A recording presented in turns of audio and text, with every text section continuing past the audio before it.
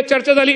राज्यामध्ये पीक विमा योजना राबवण्यात येत असून या मागील 9 वर्षांमध्ये साधारणतः 37,500 कोटीपेक्षा जास्त नुकसान भरपाई अध्यक्ष महोदय माझ्या शेतकरी बांधवांना देण्यात आलेली आहे। अध्यक्ष महोदय पीक विमा योजना राबवताना मागील येणाऱ्या अडचणी व अनेक तक्रारी लक्षात घेता शेतकऱ्यांच्या हितासाठी उत्पादनावर आधारित सुधारित पीक विमा योजना राबवण्याचा निर्णय या राज्याचे मुख्यमंत्री देवेंद्र फडणवीस साहेब आणि दोन्ही उपमुख्यमंत्री आणि स्वर्गीय अजितदादा पवार साहेब यांच्या मार्गदर्शनाखाली पूर्वी घेण्यात आलेला आहे।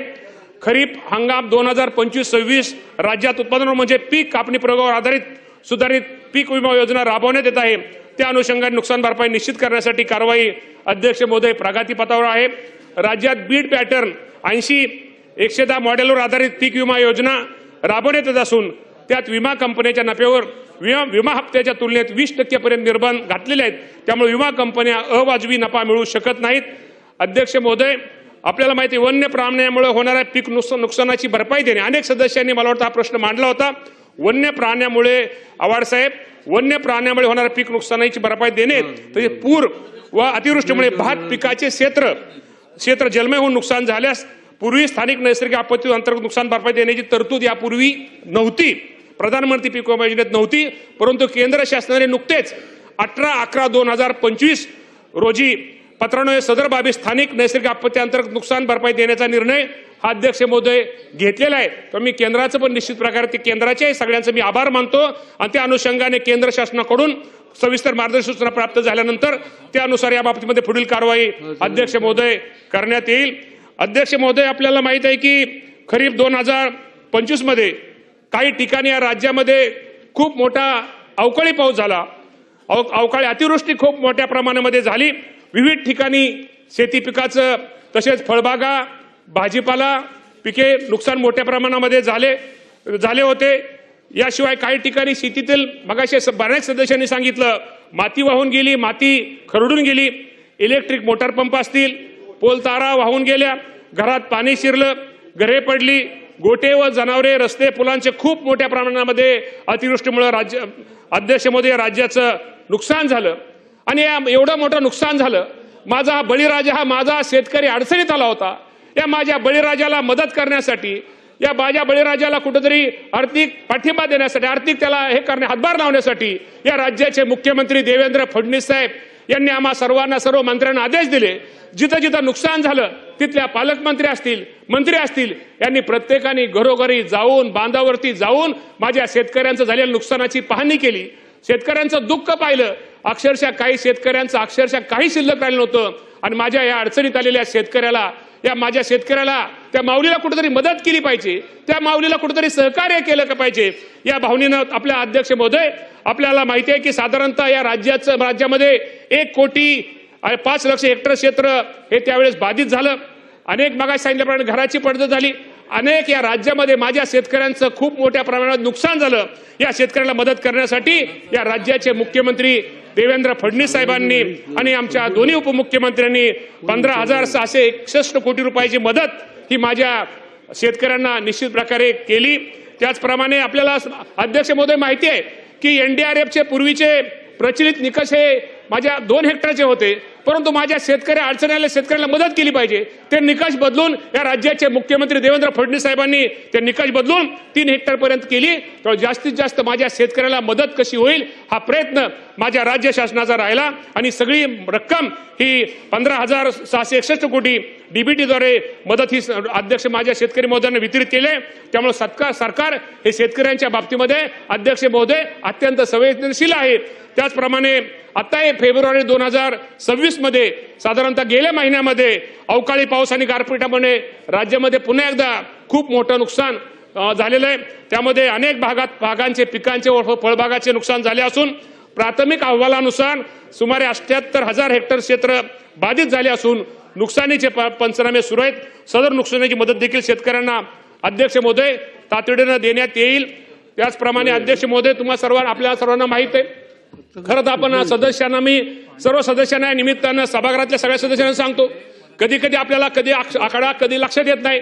या शासनाने या राज्याचे मुख्यमंत्री दोन्ही उपमुख्यमंत्र्यांनी कृषी पंपांना मोफत वीज योजना, मुख्यमंत्री बळीराजा मोफत वीज योजना, शेतकऱ्यांचं वीज बिल जर थकलं तर तिथले अधिकारी तिथे जाऊन त्याचं विजेचं कनेक्शन तोडत होते. त्यामुळे माझं उभं पीक हे शेतकऱ्यांचं जळत होतं. त्यामुळे हातात तोडण्यासाठी आलेला घास माझ्या राज्यातल्या शेतकऱ्यांचा हा निश्चितपणे तो जळल्यामुळे त्याचं नुकसान होत होतं. या माझ्या शेतकऱ्याला मदत केली पाहिजे, या माझ्या शेतकऱ्याला सहकार्य केलं पाहिजे. त्यामुळे या राज्याचे मुख्यमंत्री आणि दोन्ही उपमुख्यमंत्र्यांनी मुख्यमंत्री बळीराजा मोफत वीज योजनेच्या अंतर्गत जे माझ्या 7.5 हॉर्सपावर पर्यंत जे HP पर्यंत जे शेतकऱ्यांचे कृषी पंप आहेत त्यांना वीज पुरवठा घेण्याचा निर्णय हा माझ्या मुख्यमंत्री महोदयांनी सगळ्यांनी घेतला. त्यापूर्वी वीज न भरल्यामुळे मग सांगितल्याप्रमाणे त्यामुळं आज ह्या वर्षी जर विचार केला तर कृषी पंपांना मोफत वीज पुरवठ्यामध्ये शेतीमध्ये काम करताना शेतकरी इतका शेतमजूर पण खूप महत्वाचा घटक आहे.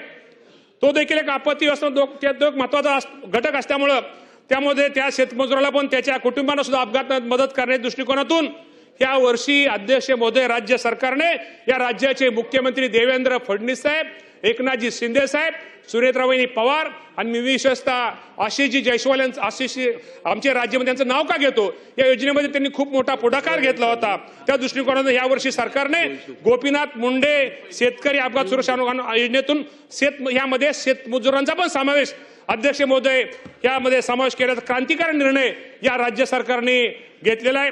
चालू वर्षी या योजनेकरता 26-27 साठी 120 कोटी रुपयाची तरतूद अध्यक्ष महोदय करण्यात आलेली आहे. अध्यक्ष महोदय आपल्या सर्वांना माहिती आहे की माझ्या शेतकऱ्यांना कुठेतरी मदत केली पाहिजे, त्याला कुठेतरी एक मदत केली पाहिजे. यासाठी केंद्र सरकारची एक योजना होती PM किसान योजना, PM किसान सन्मान निधी योजना. या योजनेतून आतापर्यंत महाराष्ट्रामध्ये साधारणतः पहिल्यांदा आता ते शेतकरी थोडे अजून कमी झालेत. साधारण पूर्वीचा विचार 1,19,00,000 शेतकऱ्यांना आतापर्यंत राज्य सरकारने 21 हप्त्यामध्ये, आज 22 आहे ते आता ही घेतून जातं. त्यामुळं PM किसान महाराष्ट्रातील 1,19,00,000 शेतकऱ्यांना आतापर्यंत 21 हप्त्यामध्ये साधारणतः 39,000 कोटी 39,299 कोटी रुपयाची आधार रक्कम करण्यात आली. त्याचबरोबर राज्याने नमो शेतकरी महासन्मान योजनेअंतर्गत 7 हप्त्यामध्ये रुपये 13,017 कोटी रुपये अदा करण्यात आलेले. सदरच्या योजना मिळून अध्यक्ष महोदय पटोले साहेब केंद्र आणि राज्याची मिळून साधारणतः माझ्या शेतकऱ्यांना आतापर्यंत 52,316 कोटी रुपयाची भरीव रक्कम शेतकऱ्याच्या खात्यावर जमा करण्यात आलेली आहे. अध्यक्ष महोदय PM किसान योजनेअंतर्गत पात्र लाभार्थ्यांना आज 22वा हप्ता आज संध्याकाळी 5 वाजता या राज्याचे पंतप्रधान नरेंद्र मोदी साहेब यांच्या हस्ते पंतप्रधान मोदींच्या शुभ हस्ते ज्योती विष्णू आंतरराष्ट्रीय सांस्कृतिक केंद्र खानापारा गुवाहाटी आसाम येथून वितरित करण्यात येणार आहे. संध्याकाळी 5 वाजता हा खूप मोठा कार्यक्रम आहे. आता आपण PM किसानचं दिलं, नमोचा आपल्याला माहिती आहे की आपली राज्य सरकारची योजना आहे, त्याचंही आपण फायनान्सला ती फाईल पाठवलेली, त्याचाही एक येणाऱ्या दिवसामध्ये त्याचंही वाटप आपण निश्चित प्रकारे शेतकऱ्यांना करणार आहे. तर सरकारला एवढं सांगतो की केंद्र सरकारचा असू द्या किंवा राज्य सरकारचा असू द्या, निश्चित प्रकारे जास्तीत जास्त माझ्या शेतकऱ्याला भरीव अशी मदत केलेली आहे. देशातील साधारणतः 9,32,00,000 शेतकऱ्यांच्या खात्यामध्ये आपल्याला माहिती आहे की 9,32,00,000 शेतकऱ्यांच्या खात्यामध्ये 18,640 कोटी थेट हस्तांतरित होणार आहे. त्यापैकी महाराष्ट्रातील आजचा विचार केला तर महाराष्ट्रामधील 91 लाख शेतकऱ्यांना PM किसानची मदत साधारणतः आज संध्याकाळी 5 वाजता त्यांच्या खात्यामध्ये जमा होणार आहे. तसेच राज्यामध्ये नमो शेतकरी मागास सांगितल्याप्रमाणे ते लवकर आम्ही देतोय. त्याचप्रमाणे अध्यक्ष